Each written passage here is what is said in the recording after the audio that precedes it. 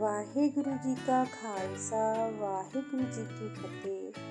ਜ਼ਿਲ੍ਹਾ ਜਲੰਧਰ ਵਿਖੇ ਥਾਨ ਸਿੰਘ ਦੀ ਕਟੋਲੀ ਪਿੰਡ ਬੜਾ ਹੀ ਉੱਘਾ ਹੈ। ਇਸ ਪਿੰਡ ਵਿੱਚ ਜ਼ਿਮੀਂਦਾਰ ਘਰਾਣੇ ਵਿੱਚ 5 ਭਰਾ ਸਰਦਾਰ ਹੁਕਮ ਸਿੰਘ ਜੀ, ਸਰਦਾਰ ਚੰਦਾ ਸਿੰਘ ਜੀ ਤੇ ਸਰਦਾਰ ਕਨ੍ਹਈਆ ਸਿੰਘ ਜੀ ਆਦਿ ਵਸਦੇ ਹਨ। ਇਹਨਾਂ ਦੇ ਦੁਆਬੇ ਵਸ ਸਰਵਿਸ ਵਿੱਚ ਵੀ ਮੁਕੰਮਲ ਸ਼ੇਰ ਸਨ ਅਤੇ ਮਾਇਆ ਕਰਕੇ ਚੰਗੀ ਜ਼ਿੰਦਗੀ ਬਸਰ ਕਰਦੇ ਸਨ। ਭਾਵੇਂ ਗੁਰੂ ਫਰਮਾਨ ਹੈ ਕਿ ਮਾਇਆ ਮਾਹੇ ਕਿਨਹੀ ਤ੍ਰਿਪਤ ਨ ਪਾਈ, ਕੋਟ ਜੋਰੇ ਲੱਖ ਕਰੋੜੇ ਮਨ ਨਹੀਂ ਹੋਰੇ, ਪਰੇ ਪਰੇ ਹੀ ਲੂਚੀ ਹੈ। ਪਰ ਫਿਰ ਵੀ ਇਹਨਾਂ ਦੀ ਜ਼ਿੰਦਗੀ ਕੁਝ ਚੰਗੀ ਹੀ ਸੀ।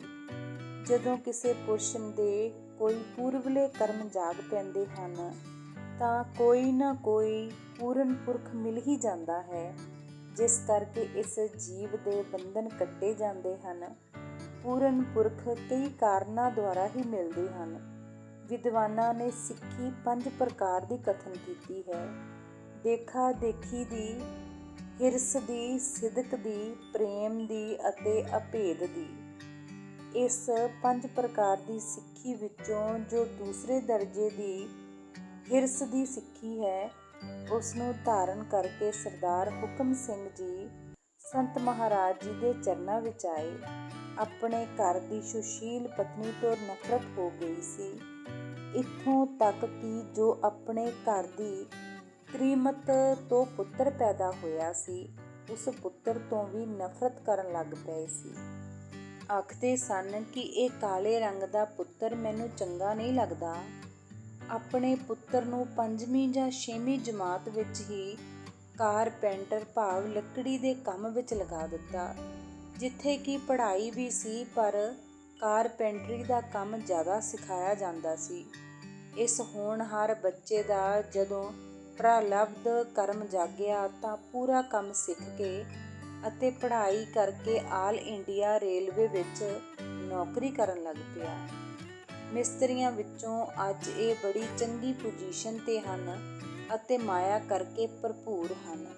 ਮੇਰਾ ਭਾਵ ਇਹ ਹੈ ਕਿ ਇਹ ਸਭ ਕੁਝ ਸੰਤਾਂ ਦੀ ਕਿਰਪਾ ਨਾਲ ਹੋਇਆ। ਜਦੋਂ ਪਹਿਲੇ ਪਹਿਲ ਸੰਤਾਂ ਦੀ ਹਜ਼ੂਰੀ ਵਿੱਚ ਆਏ ਸਨ ਤਾਂ ਉਹ ਕਦੇ-ਕਦੇ ਉਦਾਸ ਹੋ ਜਾਂਦੇ ਸਨ, ਬਲਕਿ ਰੋਂਦੇ ਵੀ ਰਹਿੰਦੇ ਸਨ। ਦਾਸ ਸਰਦਾਰ ਜੀ ਨੂੰ ਬੜੀ ਧੀਰਜ ਦੇ ਬਚਨ ਸੁਣਾ ਕੇ ਫਿਰ ਧੀਰਜ ਬੰਨ੍ਹ ਦਿੰਦੇ ਸੀ। ਦਾਸ ਨੇ ਸਰਦਾਰ ਨੂੰ ਸੰਤਾਂ ਵੱਲੋਂ ਉਲਾਟ ਨਹੀਂ ਹੋਣ ਦਿੱਤਾ, ਬਲਕਿ ਸਰਦਾਰ ਦੇ ਚਿੱਤ ਵਿੱਚ ਸੰਤਾਂ ਦਾ ਪ੍ਰੇਮ ਸਿਦਕ ਭਾਵਨੀ ਪੈਦਾ ਕਰ ਦਿੱਤੀ। ਇੱਥੇ ਲਿਆ ਖੜਾ ਕਰ ਦਿੱਤਾ ਕਿ ਸੰਤਾਂ ਦਾ ਲੜ ਨਾ ਛੱਡੀ, ਜੋ ਤੇਰੀ ਇੱਛਾ ਹੋਵੇਗੀ ਸੋ ਤੂੰ ਸੰਤਾਂ ਪਾਸੋਂ ਪ੍ਰਾਪਤ ਕਰ ਲਵੇਗਾ। ਹੁਣ ਸਰਦਾਰ ਹੁਕਮ ਸਿੰਘ ਜੀ ਸੰਤਾਂ ਪਰ ਦ੍ਰਿੜ ਵਿਸ਼ਵਾਸੀ ਹੋ ਗਏ। ਹਰ ਹਫ਼ਤੇ ਸੰਤਾਂ ਦੇ ਚਰਨਾਂ ਵਿੱਚ ਆਉਣਾ ਤੇ ਸੰਤਾਂ ਦੇ ਚਰਨਾਂ ਦੀ ਸੇਵਾ ਕਰਨੀ, ਸੰਤਾਂ ਦੀ ਮੁੱਠੀ ਚਾਪੀ ਕਰਨੀ, ਲੰਗਰ ਵਿੱਚ ਵੀ ਜਿਤਨੀ ਹੋ ਸਕੇ ਸੇਵਾ ਕਰਨੀ। ਇੱਕ ਦਿਨ ਸਰਦਾਰ ਹੁਕਮ ਸਿੰਘ ਜੀ ਨੇ ਭਾਈ ਗੁਰਦਾਸ ਸਿੰਘ ਜੀ ਦਾ ਇੱਕ ਕਥਨ ਸੁਣਿਆ, ਜਿਸ ਵਿੱਚ ਇੱਕ ਸਿੱਖ ਦੀ ਸੇਵਾ ਕਰਨ ਦਾ ਅਧਿਕ ਫਲ ਹੈ।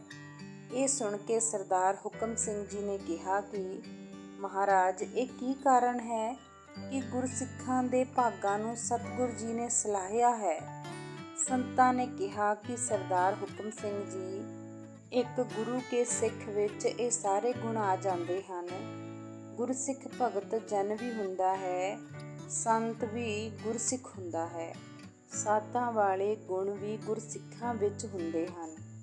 ਇੱਕ ਗੁਣ ਇਹਨਾਂ ਨਾਲੋਂ ਜ਼ਿਆਦਾ ਹੁੰਦਾ ਹੈ।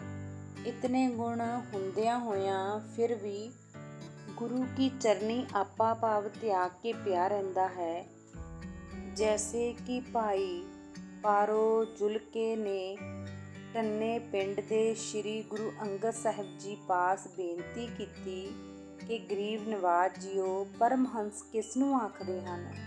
ਸ਼੍ਰੀ ਗੁਰੂ ਅੰਗਦ ਦੇਵ ਜੀ ਨੇ ਭਾਈ ਪਾਰੋ ਨੂੰ ਪਰਮਹੰਸ ਹੋਣ ਦਾ ਉਪਦੇਸ਼ ਦਿੱਤਾ ਕਿ ਭਾਈ ਪਾਰੋ ਜੀ ਪਰਮਹੰਸ ਮਾਨ ਸਰੋਵਰ ਵਿੱਚ ਰਹਿੰਦੇ ਹਨ। ਹੀਰਾ ਮੋਤੀ ਪਰਮਹੰਸ ਦਾ ਖਾਣਾ ਹੈ।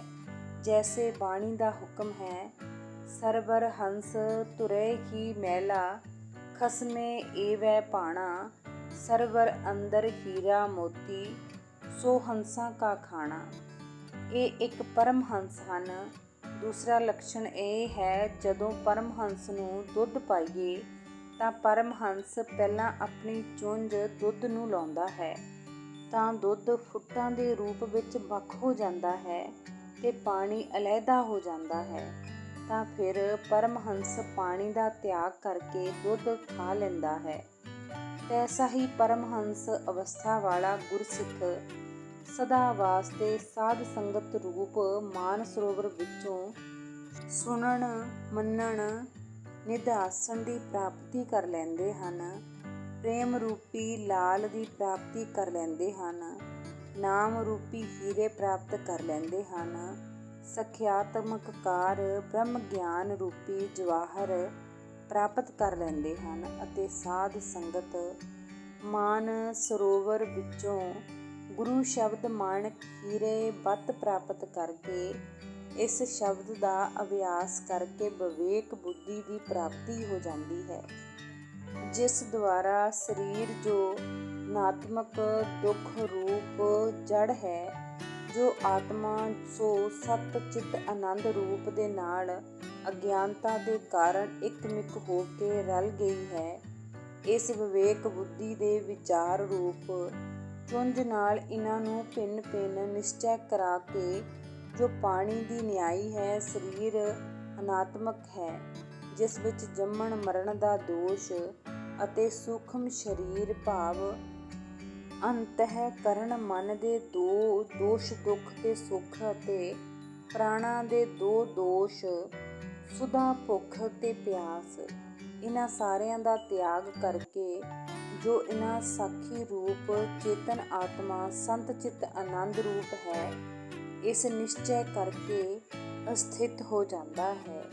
ਇਹ ਗੁਰੂ ਅੰਗਦ ਦੇਵ ਜੀ ਦੇ ਉਪਦੇਸ਼ ਨੂੰ ਸੁਣ ਕੇ ਮਨ ਕਰਕੇ ਤੇ ਨਿਧਿਆਸਣ ਕਰਕੇ ਸਾਖਿਆਤਕਾਰ ਬ੍ਰਹਮ ਦਾ ਨਿਸ਼ਚੈ ਕਰਕੇ ਤੁਰਿਆ ਅਵਸਥਾ ਵਿੱਚ ਲੀਨ ਹੋ ਗਿਆ।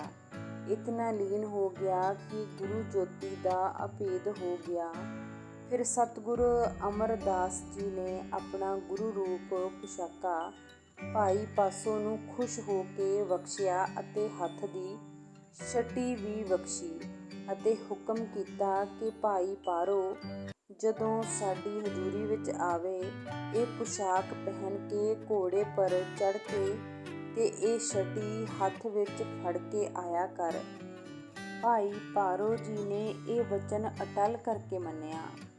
ਆਪ ਜੀ ਨੇ ਬਾਹਰ ਤੋਂ ਵਾਪਸ ਆਉਂਦੇ ਸੰਤ ਵਿਸ਼ਨ ਸਿੰਘ ਜੀ ਦੇ ਡੇਰੇ ਉਪਰਾਲੇ ਪਹੁੰਚੇ। ਉਸ ਸਮੇਂ ਸੰਤ ਪ੍ਰੇਮ ਸਿੰਘ ਜੀ ਪਾਸ 2 ਦਿਨ ਠਹਿਰੇ। ਇਸ ਤਰ੍ਹਾਂ ਸੰਤਾਂ ਨੇ ਬਹੁਤ ਸਾਰੇ ਜੀਵਾਂ ਨੂੰ ਤਾਰਿਆ। ਵਾਹਿਗੁਰੂ ਜੀ ਕਾ ਖਾਲਸਾ, ਵਾਹਿਗੁਰੂ ਜੀ ਕੀ ਫਤਿਹ।